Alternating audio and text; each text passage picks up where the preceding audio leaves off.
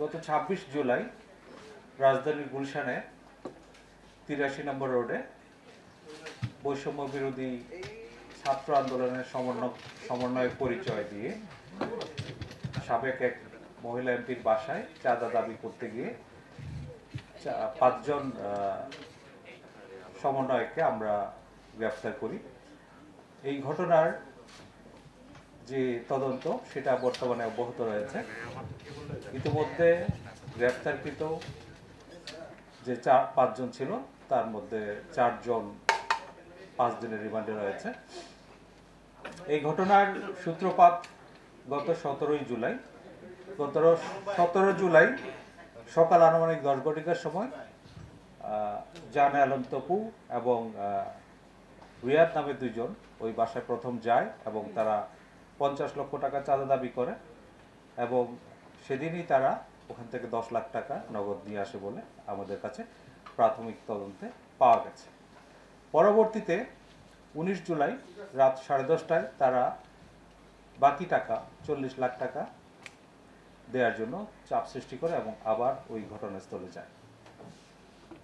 পরবর্তীতে তারা ওখান থেকে চলে আসে এবং ২৬ জুলাই আরও লোকজন বাড়িয়ে তারা ওখানে পুনরায় যায় এবং বাকি টাকা প্রদানের জন্য চাপ সৃষ্টি করতে থাকে। এক পর্যায়ে বাসায় উপস্থিত জনাব সিদ্দিক জাফর নামের ব্যক্তি উনি পুলিশকে সংবাদ দিলে পুলিশ ঘটনাস্থলে যায় এবং ঘটনাস্থল থেকে ৫ জনকে হাতে নাতে গ্রেফতার করে এবং একজন পালিয়ে যায়। তদন্তে প্রাপ্ত তথ্য অনুযায়ী পলাতক ব্যক্তির নাম জানে আলম ওরফে তপু, যে কিনা নিজেকে বৈষম্য বিরোধী ছাত্র আন্দোলনের সমন্বয়ক হিসেবে পরিচয় প্রদান করে। এই ঘটনায় বিস্তারিত তদন্ত অব্যাহত রাখে এবং তার প্রেক্ষিতে থানা পুলিশের পাশাপাশি ঢাকা মহানগর গোয়েন্দা পুলিশ ঘটনায় জড়িতদের আইনের আওতায় নিয়ে আসতে কাজ করে এবং তারই প্রেক্ষিতে আজ সকালে রাজধানীর গোপীবাগ হতে জানে আলম ওরফে তপুকে গ্রেফতার করা হয়। এই নিয়ে এই মামলায় এ পর্যন্ত মোট ৬ জনকে গ্রেফতার করা হলো। আপনারা জানেন গ্রেফতারকৃত রিয়াদের বাবুবাজার বাসা থেকে ২,২৫,০০,০০০ টাকার ৪টি চেক উদ্ধার করা হয় এবং গত পরশুদিন তার বাড্ডার আরেকটি বাসা থেকে নগদ ২,৯৮,০০০ টাকা উদ্ধার করা হয়। এই ঘটনায় আর যারা জড়িত তাদেরকে আইনের আওতায় নিয়ে আসা এবং ঘটনার মূল রহস্য উদ্ঘাটনে আমাদের তদন্ত কাজ অব্যাহত রয়েছে। প্রিয় সাংবাদিকবৃন্দ, আপনারা জানেন সাম্প্রতিক সময়ে রাজধানীর আইন শৃঙ্খলা পরিস্থিতি বিনষ্ট করার জন্য কিছু লোক বিভিন্নভাবে অপচেষ্টা অব্যাহত রেখেছে। তারই প্রেক্ষিতে আমরা আমাদের যে গোয়েন্দা নজরদারি সেটা অব্যাহত রেখেছি এবং আমাদের যে প্রিভেন্টিভ কাজ সেগুলো অব্যাহত রেখেছি। এরই ধারাবাহিকতায় গত ২৪ ঘন্টায় রাজধানীর বিভিন্ন স্থান থেকে কার্যক্রম নিষিদ্ধ আওয়ামী লীগ এবং তার অঙ্গ সংগঠনের ৮ জন নেতাকর্মীকে গ্রেফতার করা হয়।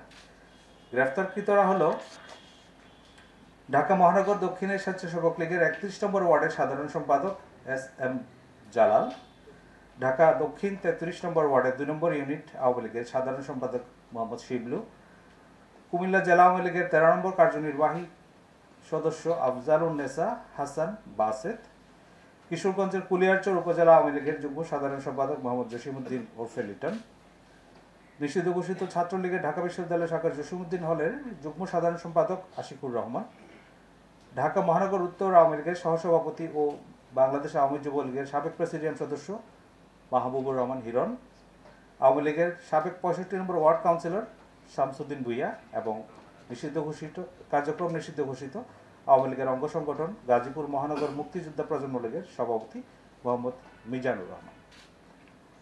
আমাদের কাছে যে প্রাপ্ত গোয়েন্দা তথ্য আছে সেগুলো যাচাই বাছাই করে কারো বিরুদ্ধে যদি সুনির্দিষ্ট অভিযোগ থাকে, কোনো রকম আইনশৃঙ্খলা বিনষ্ট করার চেষ্টায় জড়িত থাকার অভিযোগ পাওয়া যায়, সেক্ষেত্রে আমরা গ্রেফতারগুলো করছি এবং এক্ষেত্রে একটা বিষয় পরিষ্কার, এখানে ঢালাওভাবে বা কাউকে হয়রানিমূলক গ্রেফতারের কোনো অবকাশ নেই।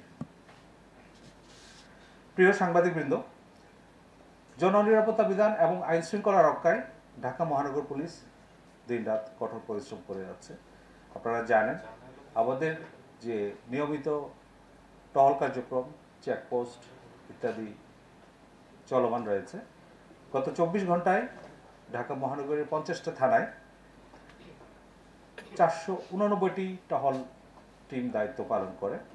এর মধ্যে দিনে 268টি এবং রাত্রে 268টি এবং দিনে 221টি। এছাড়া বিভিন্ন গুরুত্বপূর্ণ এবং কৌশলগত স্থানে 66টি চেকপোস্ট পরিচালনা করা হয়। গত 24 ঘন্টায় বিভিন্ন অপরাধে জড়িত থাকার অপরাধে 254 জনকে গ্রেফতার করা হয়। এই সময়ে 20টি মোবাইল ফোন, 6টি মোটরসাইকেল, একটি প্রাইভেট কার উদ্ধার করা হয়। এছাড়া বিভিন্ন প্রকার মাদক, 62 পিস ইয়াবা, 12 কেজি 511 গ্রাম গাঁজা এবং 25 গ্রাম হেরোইন উদ্ধার করা হয়। ঢাকা মহানগরের আইন শৃঙ্খলা পরিস্থিতি স্থিতিশীল রাখা এবং জনমনে স্বস্তি দেওয়ার জন্য ঢাকা মেট্রোপলিটন পুলিশের এই কার্যক্রম অব্যাহত রয়েছে এবং আশা করি সামনের দিনগুলোতে আইন শৃঙ্খলা পরিস্থিতি আরও ক্রমশ উন্নতি হবে। আপনাদের সবাইকে অনেক ধন্যবাদ। জি, তাদের মানে যে সমন্বয়ের পরিচয় যে চাঁদাবাজি হয়েছে, এই সমন্বয়করা তাদের সাথে কথা বলে তাদের সাথে সম্পর্ক আছে তার এরকম কিছু জানা গিয়েছে কিনা? মানে তাদের শেল্টারে চলে বড় ধরনের কোনো সমন্বয়ক বা আরো কারোর সাথে তাদের সম্পৃক্ততা আছে কিনা? জি, এই ঘটনাটা আমরা অত্যন্ত গুরুত্ব দিয়ে তদন্ত করছি এবং এই ঘটনার প্রকৃত রহস্য উদ্ঘাটন করা এবং এইখানে আর অন্য কারো কোনো সংশ্লিষ্টতা আছে কিনা সেটাও আমরা খতিয়ে দেখছি।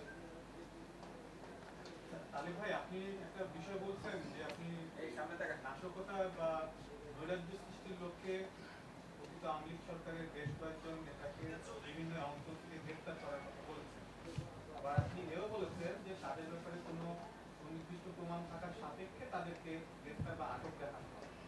তো সুনির্দিষ্ট অভিযোগ কি তাদের বিষয়ে ছিল কিনা, এবং যদি নাই থাকে সেক্ষেত্রে আপনি প্রেস কনফারেন্স করে তাদেরকে যে জনসম্মুখে নিয়ে আসছেন, এটা কি মানে কোনো এথিক্যাল জায়গা থেকে এটা কি আপনি কিভাবে জাজ করবেন?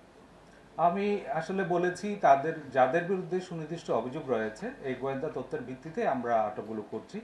আমরা কোনো গণগ্রেফতার বা হয়রানিমূলক কোনো গ্রেফতার করছি না। ধন্যবাদ। আর বলবেন যে নৈরাজ্য সৃষ্টি বা তাদের কোনো সংশ্লিষ্টতা? এটা আমাদের কিছু গোয়েন্দা তথ্য রয়েছে, এই লোকগুলা বিভিন্নভাবে সংগঠিত হয়ে রাজধানীতে অস্থিতিশীলতা সৃষ্টি করার চেষ্টা করছে, তার প্রেক্ষিতে তাদেরকে গ্রেফতার করা হয়েছে।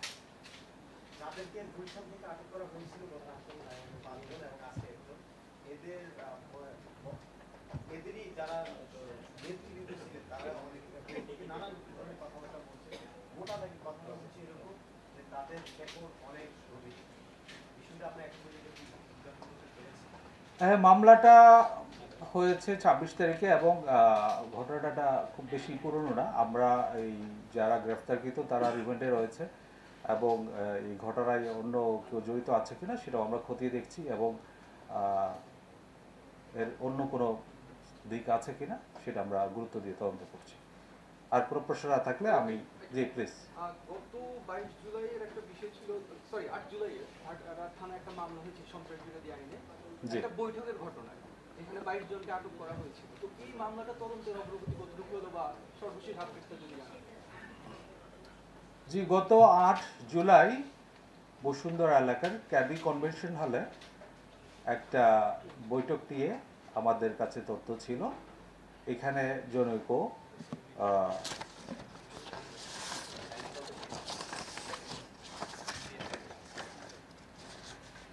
শামিমা নাসরিন শম্পা নামে একজন, উনি একটা প্রতিষ্ঠানের নাম দিয়ে এখানে বিদেশে লোক পাঠানোর নাম করে বিভিন্ন ধরনের প্রফেশন, বিশেষ করে তারা রাজমিস্ত্রি, কার্পেন্টার, ইলেকট্রিশিয়ান এসব লোককে বিদেশে পাঠাবে এবং সেখানে তাদেরকে প্রশিক্ষণ প্রদান করা হবে এই নামে কেবি কনভেনশন হলটা ভাড়া করে।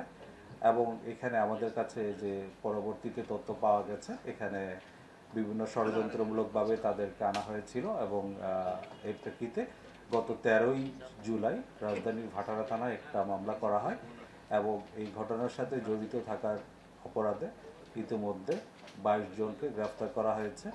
এটা আমরা খুব গুরুত্ব দিয়ে তদন্ত করে দেখছি এই ঘটনার অন্য কোনো দিক আছে কিনা এবং এটার প্রকৃত রহস্য কী এবং কারা কারা এর পেছনে দায়ী।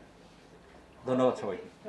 এদের সঙ্গে কমিউনিকেশন হচ্ছে জি, ভারত থেকে সাবেক স্বরাষ্ট্রমন্ত্রী এবং সংশ্লিষ্টরা এই 22 জন যাদের আটক করা হয়েছে তাদের থেকে কমিউনিকেশন ছিল এবং এই প্রশিক্ষণ সহ আপনারা বিষয়ে কমিউনিকেশন হয়েছে। আপনারা এখন কিছু পেয়েছেন কিনা? এর সঙ্গে আমি একটু যুক্ত করি যে গোপন বৈঠকের কথা বলা হচ্ছে আওয়ামী লীগের যারা রয়েছে তাদের সঙ্গে, এবং সেখানে সাবেক সেনা সদস্যরা যুক্ত আছেন এরকম কথা শোনা যাচ্ছে। এই ব্যাপারে আসলে আপনারা কীভাবে যে বিষয়টা আমরা গুরুত্ব দিয়ে তদন্ত করছি, বর্তমানে এটা ডিবি তদন্ত চালাচ্ছে এবং এই ঘটনার সাথে আসলে কারা কারা জড়িত রহস্যটা কি সেটাও আমরা আশা করি খুব শীঘ্রই আমরা উন্মোচন করতে পারবো। আচ্ছা তালেব ভাই, এই সর্বশেষ একটা প্রশ্ন, সেটা হচ্ছে যে এই যে রাজধানীতে অস্থিতিশীলতা তৈরি করার যে আশঙ্কাটা দেখা যাচ্ছে বা গত 8 তারিখ থেকে যে ঘটনাটা আমরা দেখেছি, মানুষের মনে কিন্তু একটা শঙ্কা আছে যে এমন একটা ঘটনা ঘটতে পারে। তো পুলিশ কি দেখছে বা পুলিশের কোনো বিবেচনা আছে কিনা বা পর্যবেক্ষণ আছে কিনা বা আশঙ্কা আছে কিনা যে রাজধানীতে এমন কোনো অস্থিতিশীল পরিস্থিতি তৈরি হতে পারে? দেখুন, একটা জিনিস আমরা গত একটা বছরে বিভিন্ন সময় দেখেছি, নানা সময়ে আইনশৃঙ্খলা পরিস্থিতি বিনষ্টের জন্য কিছু পরিকল্পিতভাবে কার্যক্রম অনেকেই করেছেন। এরই প্রেক্ষিতে আমরা সবসময় সজাগ রয়েছি এবং গত এক বছরে ঢাকা মহানগরীর যে আইনশৃঙ্খলা পরিস্থিতি সেটা দিন দিন উন্নতির দিকে যাচ্ছে। বর্তমানে যে কথাটা আপনি বললেন যে আগস্ট কেন্দ্রিক, আমরা কোনো রকমের নিরাপত্তার সংখ্যা দেখছি না। আমরা সবসময় সতর্ক রয়েছি এবং আমরা যে কোনো পরিস্থিতি মোকাবেলা করার জন্য আমাদের যে নিয়মিত কার্যক্রম সেগুলো চলমান রয়েছে। এর বাইরে যে কোনো পরিস্থিতি মোকাবেলা করার জন্য আমাদের যথেষ্ট প্রস্তুতি এবং সক্ষমতা রয়েছে। ধন্যবাদ সবাইকে। আসসালামু আলাইকুম।